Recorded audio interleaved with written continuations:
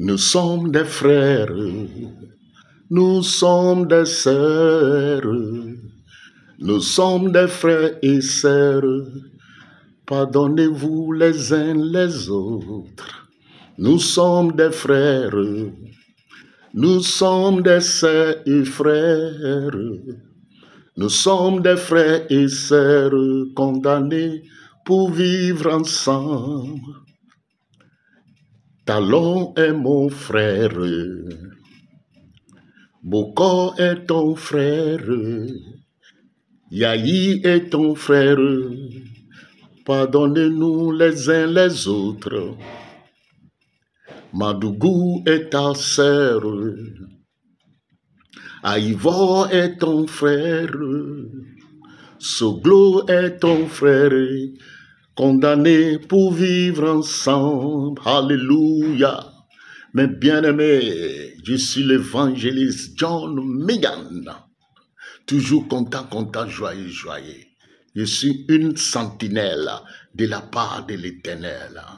Dieu nous aime. Je prie pour ma nation, pour qu'on puisse se réconcilier avant que le mauvais jour arrive. Et un mauvais jour, mes bien-aimés, que l'Éternel, oui, bénisse et garde le Bénin.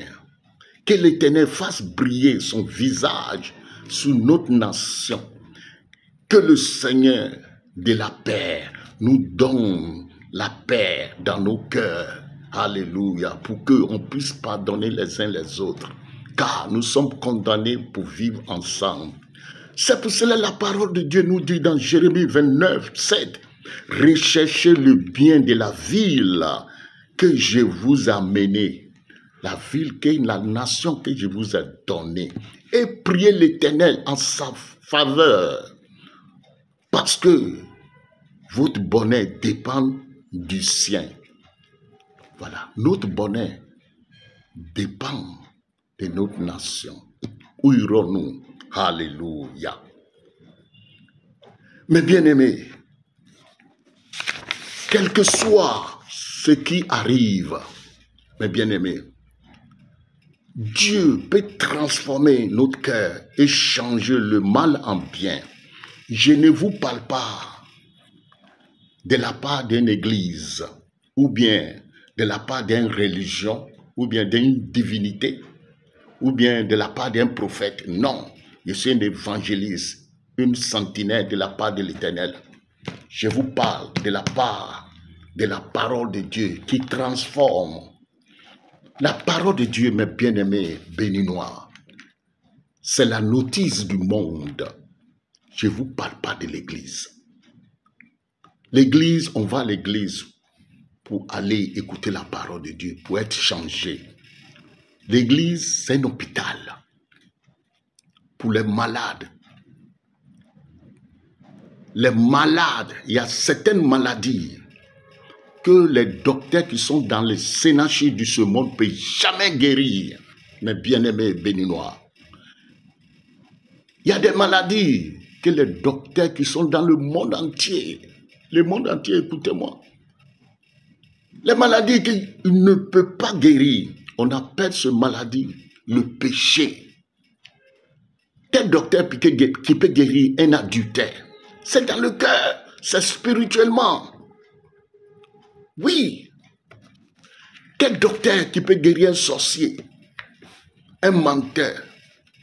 C'est du cœur qui vient tous les maîtres, les mauvaises choses. C'est Jésus seul, l'évangile seul qui peut nous délivrer, qui peut nous sauver. Alléluia, l'évangile.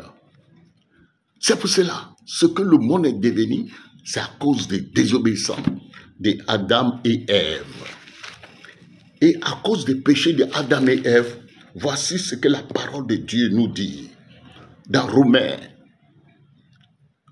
chapitre 3, à partir du verset 11, il nous dit, il n'y a point de distinction, car tous ont péché et ils sont privés de la gloire de Dieu. Dieu, lorsqu'il a créé Adam et Ève, il a créé le monde, il a mis tout dans le monde pour nous. Dans le jardin, il venait chaque soir pour visiter Adam et Ève. Ils sont toujours dans la joie, dans l'amour, parce que l'Esprit Saint, Dieu les a mis en eux, un esprit saint. Mais il les avertit, ceci, ne fait pas. Mais ils ont désobéi. Le jour où ils ont désobéi à l'Éternel, ils ont commencé à se cacher. Satan, le prince de l'air, a poussé la femme. C'est pour cela ce que le monde est aujourd'hui. Vous les femmes, je vous aime beaucoup, mais faites très attention, les femmes. Les femmes qui m'écoutent, lisez 1 Timothée 2, verset 13. C'est les femmes que Satan a séduit, premièrement. Lisez ça. Vous voyez. Et le monde est devenu ce qu'il est aujourd'hui. Le monde est devenu un monde de rebelles, rébellion partout. Rébellion dans le foyer, dans les foyers, dans la société, dans la nation, parmi les gouvernements. Tout le monde est devenu rebelle. Pour être un homme aujourd'hui régénéré, il faut que la personne tourne son regard vers l'Éternel qui l'a créé. Alléluia.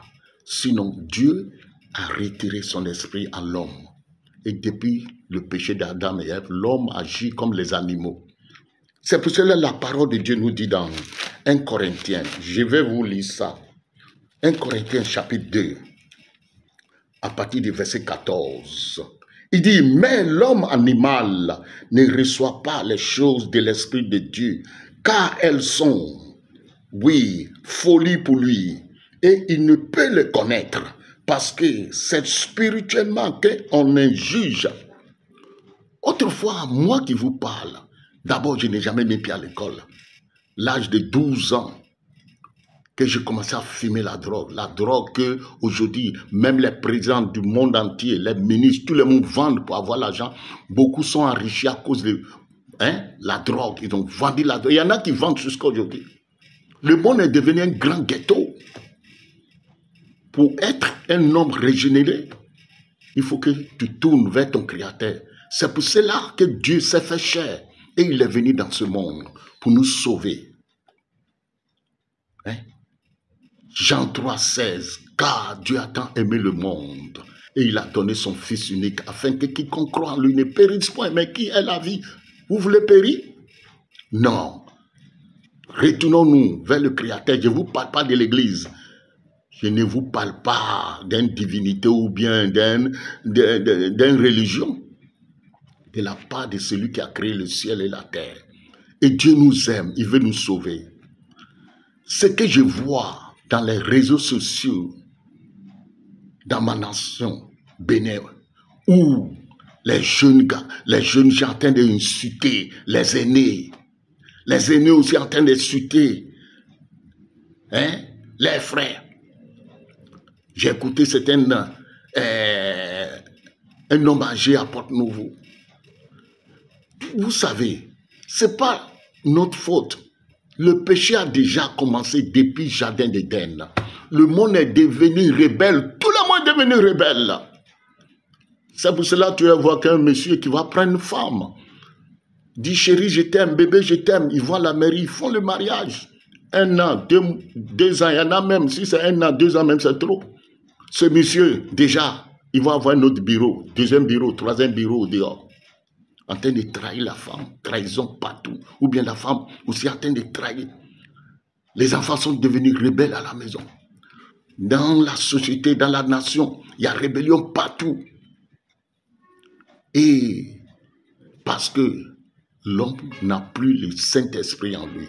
Pour avoir l'Esprit Saint, pour faire les choses agréables, il faut accepter Jésus.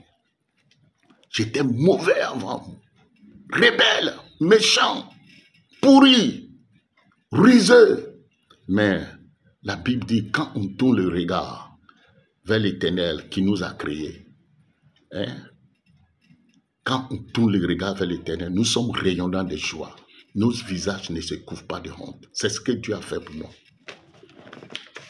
L'homme n'a plus de sagesse. Pour avoir la sagesse, il faut tourner vers l'Éternel Dieu.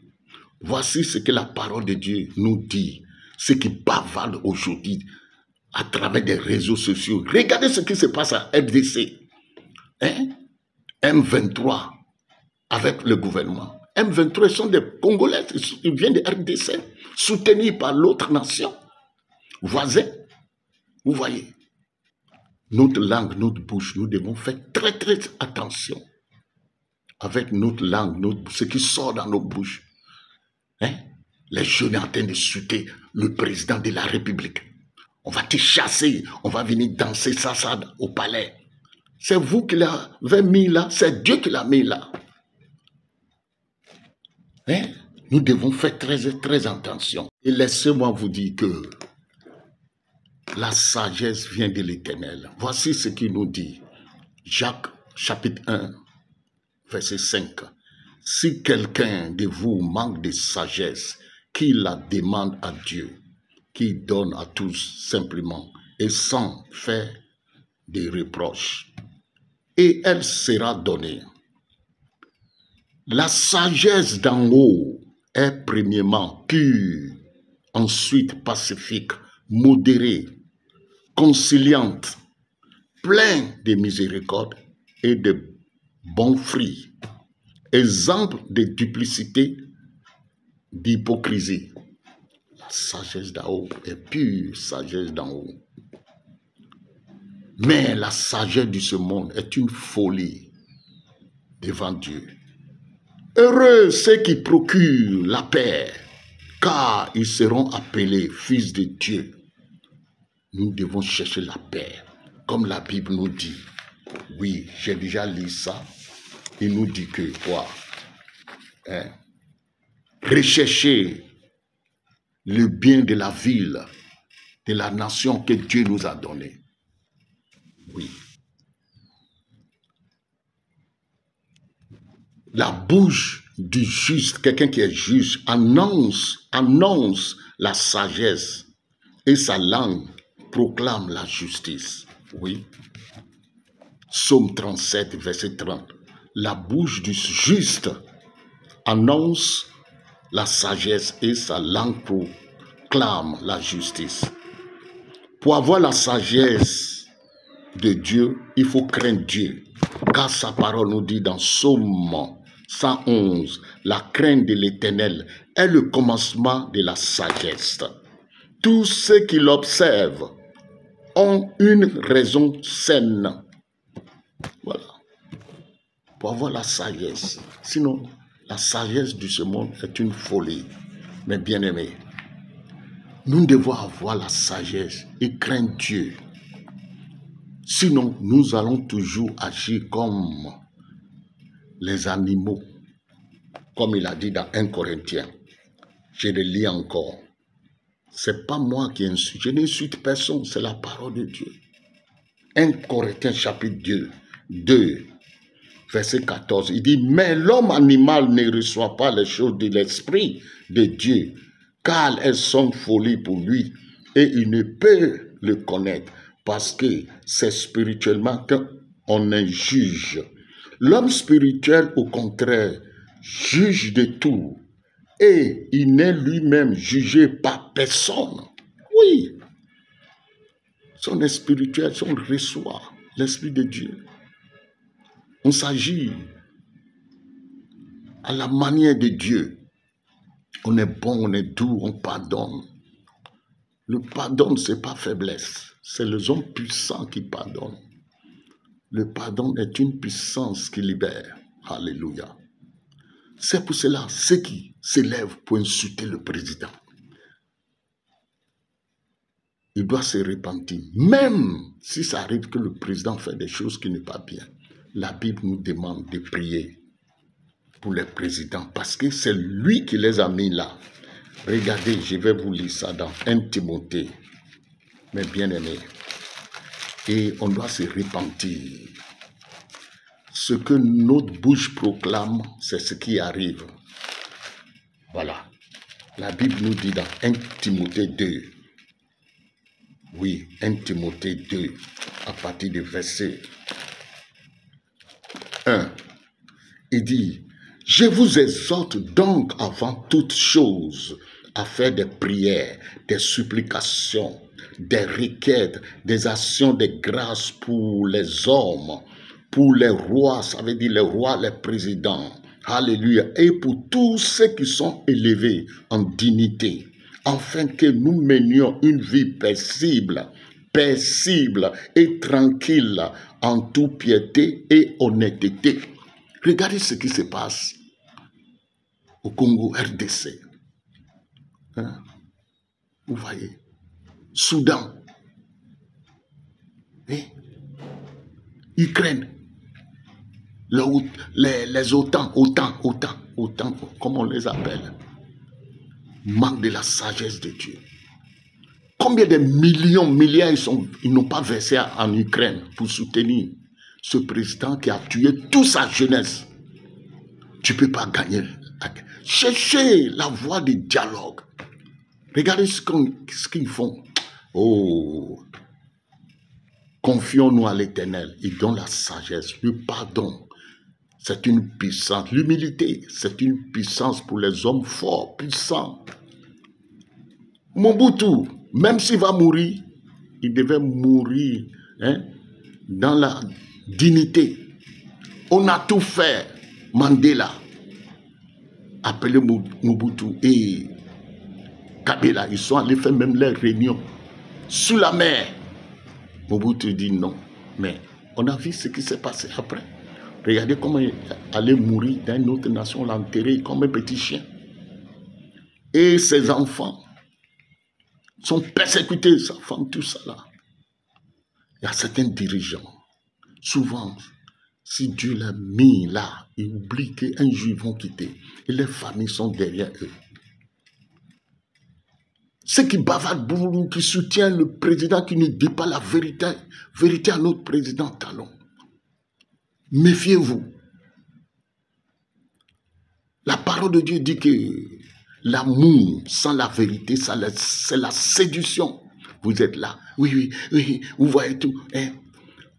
Si vous attendez quelque chose, au lieu de calmer et chercher comment répondre, ceux qui critiquent le président, tout cela, vous aussi, vous commencez à crier, insulter les gens. Non, ça ne peut pas aider notre président. Je parle aux conseillers. Ceux qui ont fait du mal avant, qu'ils ont peur, qu'ils vont aller en prison, ils se sont attachés au président. Faites attention, vous parlez trop. Vous avez peur à cause de ce que vous avez fait passer. J'ai béni Dieu pour le président Talon. Il connaît les Béninois. Oui, il sait que nous, les Béninois, je suis dedans. Les Béninois sont têtus. C'est lui seul qui a utilisé. Ceux qui vont venir maintenant, vous allez regarder. Marcher comme il a fait. Parce que Béninois était avant, c'est grève partout. Désordre partout. Désordre. Nous bénissons Dieu pour tout ce qu'il fait. Dieu sait pourquoi il l'a béni. C'est pour cela que Dieu les garde. Et comme je le répète encore, mon bien-aimé président, les ministres, les députés, tout le monde te respecte, t'obéissent. Toi aussi, tu dois obéir à l'Éternel. Et confie-toi à l'Éternel.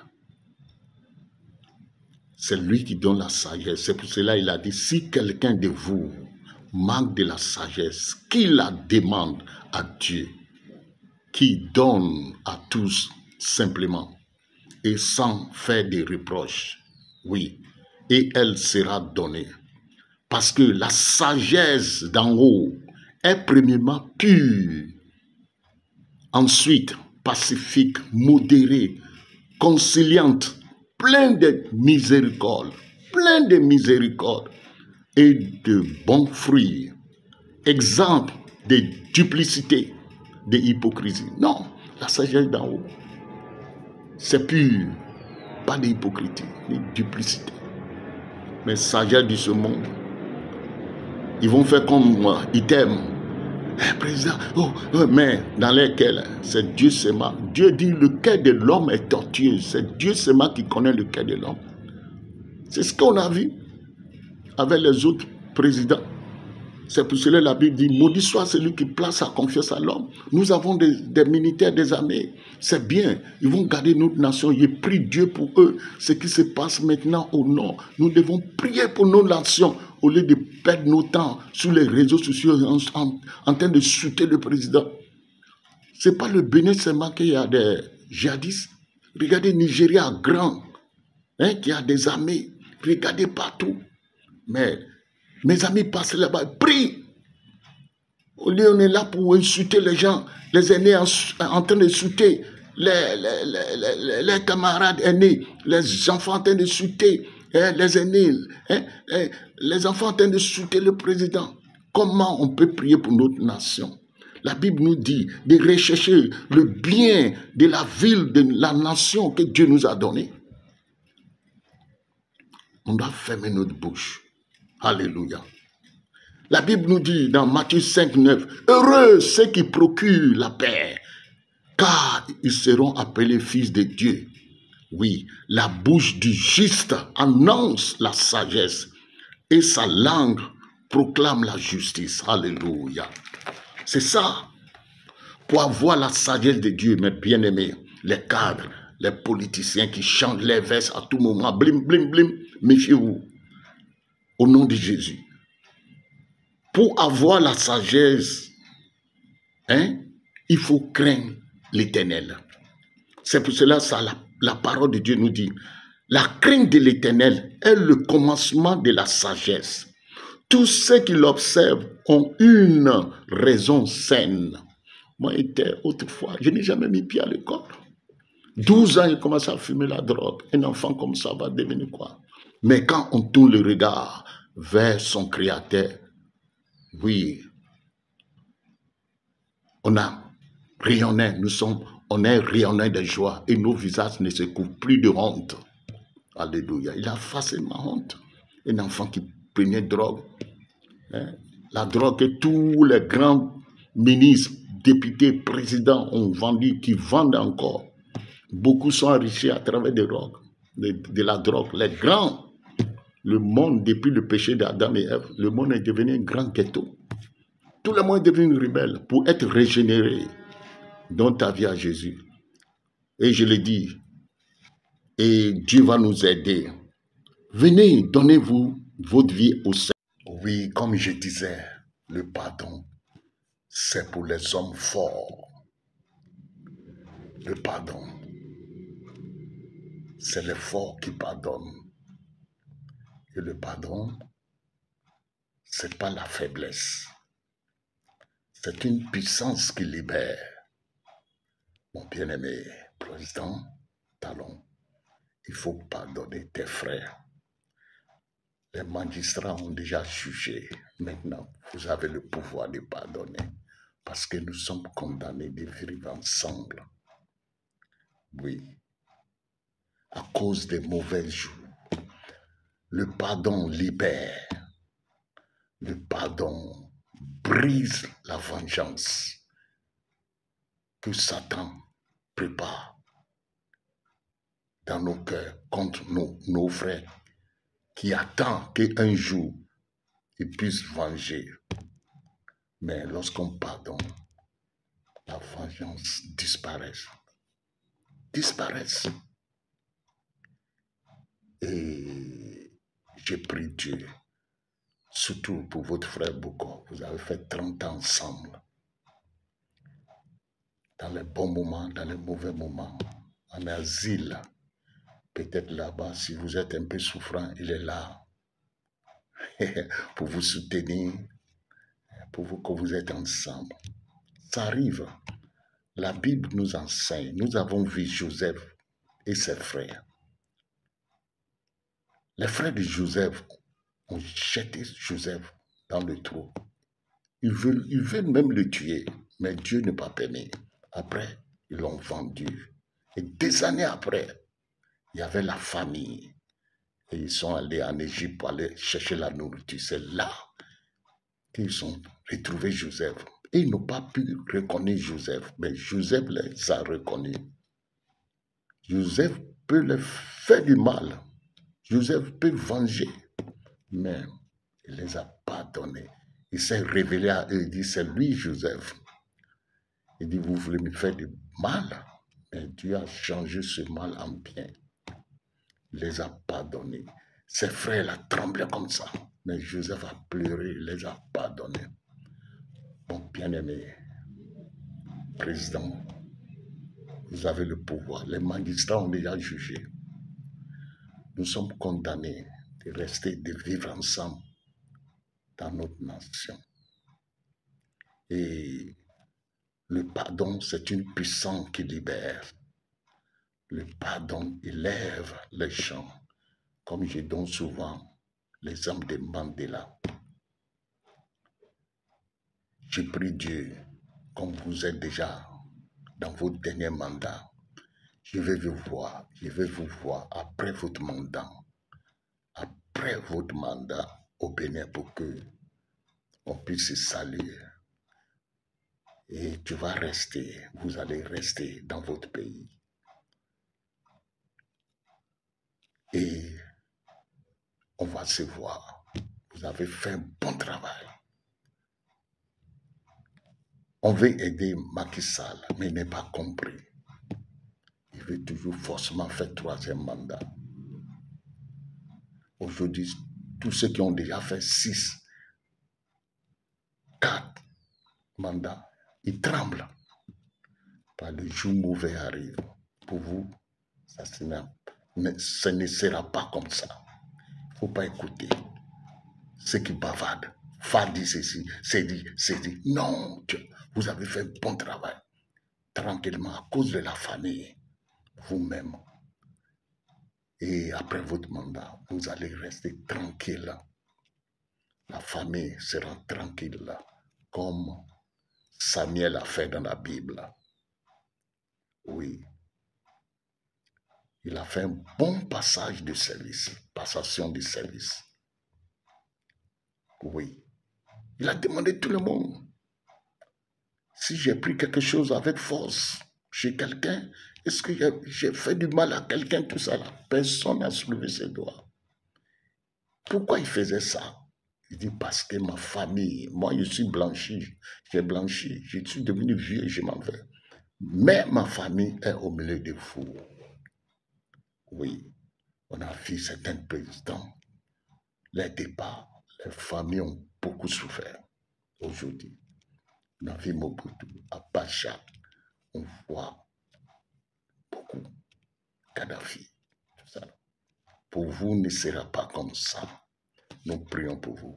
Et j'ai dit au peuple de fermer les bouches, ceux qui insultent les présidents. Il a fait un bon travail.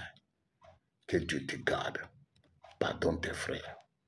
Boko, Madougou, Joël, ceux qui sont en asile. Pardonne l'ambassadeur de Niger, celui-là qui allait parler avant-hier, qui demande pardon. Ce n'est pas faiblesse, c'est une puissance. Dieu même nous demande de pardonner les uns les autres, chaque jour. Hein? Les disciples ont demandé à Jésus, combien de fois je peux pardonner mon frère? Lisez la Bible, vous allez voir combien de fois par jour. Pardonnez, s'il vous plaît. Nous sommes des frères et sœurs. Nous sommes des frères, nous sommes des sœurs. Nous sommes des frères et sœurs. Pardonnez-vous les uns les autres. Talon est mon frère. Boko est ton frère. Matougou est ta sœur. Condamnés pour vivre ensemble. Que Dieu bénisse le Bénin. Que Dieu nous garde. La paix, rien ne peut acheter la paix. Je prie Dieu que Dieu nous donne la paix. Que les cadres, les politiciens, les généraux, les porte-paroles, tout le monde puisse marcher selon Dieu. Chercher la sagesse d'en haut qui est pure. Hein? Qui est digne de ne pas répondre. Tout ce qui, la nation qui nous accuse, on n'est qu'à le parler avec la sagesse. On est qu'à se réconcilier aussi avec Niger, Burkina, Mali. Nous sommes des frères. Alléluia. La réponse douce calme la fureur. Que Dieu nous bénisse, mon bien-aimé président. Talon, c'est ton frère John Megan, l'évangéliste, le sentinelle de la part de Jésus-Christ. Que Dieu bénisse le Bénin, sois fortifié, prends courage, c'est pas facile. Bye bye, John Megan.